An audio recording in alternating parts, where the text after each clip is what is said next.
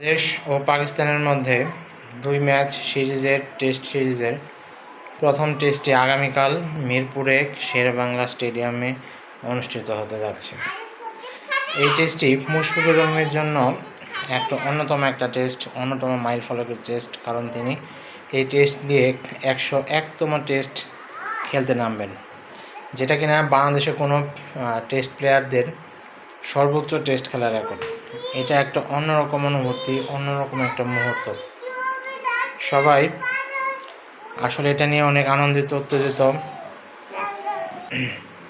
যেটা একটা অন্যরকম একটা আনন্দ ফিলিং করতেছে, অন্যরকম একটা খেলা করতেছে, এবং এটা নিয়ে আসলে আমরা সবাই অনেক আনন্দিত। আশা করি এই মুশফিকুর রহিমের মাইলফলকের টেস্টে বাংলাদেশের সব প্লেয়ারই অনেক উজাড় করে খেলবে, বিশেষ করে জয় উপহার দেওয়ার জন্য মুশফিককে এটা একটা অন্যরকম মুহূর্ত হবে। আশা করি সেই হিসেবে বাংলাদেশের প্রায় সব প্লেয়ারই যারা একাদশে থাকবে তারা সবাই আশা করি ভালো খেলবে এবং এই টেস্টটাকে তারা সবাই স্মরণীয় করে রাখবে। এখন কালকের ম্যাচে একাদশে কারা কারা থাকতে পারে?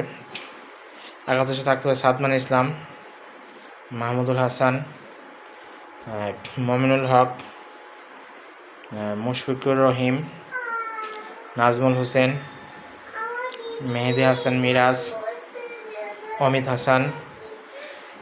যদি অমিত হাসান এইবার টেস্টে প্রথমবার সুযোগ পেয়েছে, আমার মনে হয় তার অভিষেক হতেও পারে, কারণ অমিত হাসান একজন টেস্ট প্লেয়ার হিসেবে ঘরোয়া লিগে দুর্দান্ত পারফর্ম করেছে, এবং দুর্দান্ত পারফর্ম করে কিন্তু তিনি টেস্ট দলে জায়গা করে নিয়েছে।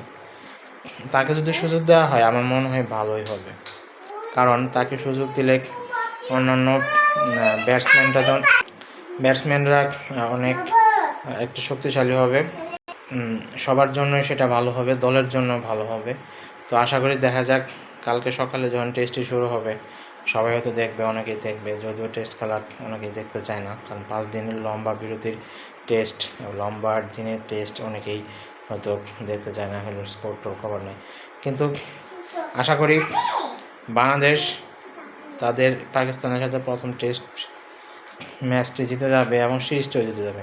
আপনারা জানেন, এর আগে যখন বাংলাদেশ পাকিস্তানের সফরে গিয়েছিল তখন কিন্তু 2-0 ব্যবধানে টেস্টে জিতে এসেছিল, যেখানে নাহিদ রানা কিন্তু দুর্দান্ত বল করেছিল, এবং নাহিদ রানার এই বোলিংয়ের তাণ্ডবে কিন্তু পাকিস্তানকে 2-0 ব্যবধানে টেস্ট সিরিজ হারিয়ে বাংলাদেশ এসেছিল।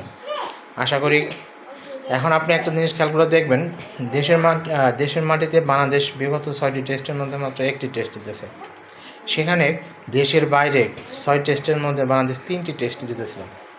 এটা একটা অন্যরকম না? যদিও নাজমুল হোসেন শান্ত আজকে সংবাদ সম্মেলনে এইগুলো নিয়ে কথাবার্তা বলেছে, যে দেশের মাটির থেকে দেশের বাইরের পারফরমেন্স ভালো। আশা করি দেশের মাটিতেও বাংলাদেশের পারফরমেন্স ভালো হবে, এবং বাংলাদেশ এই টেস্টে সুন্দর মতো খেলে জয় উপহার দেবে। আপনারা কী মনে করেন? আপনারা যা মনে করেন যে বাংলাদেশ কি ভালো খেলবে, তাহলে আবার টেস্ট জিততে পারবে, এই বিষয়ে আপনার মতামত এই ভিডিও কমেন্ট বক্সে লিখে জানিয়ে দিতে পারেন।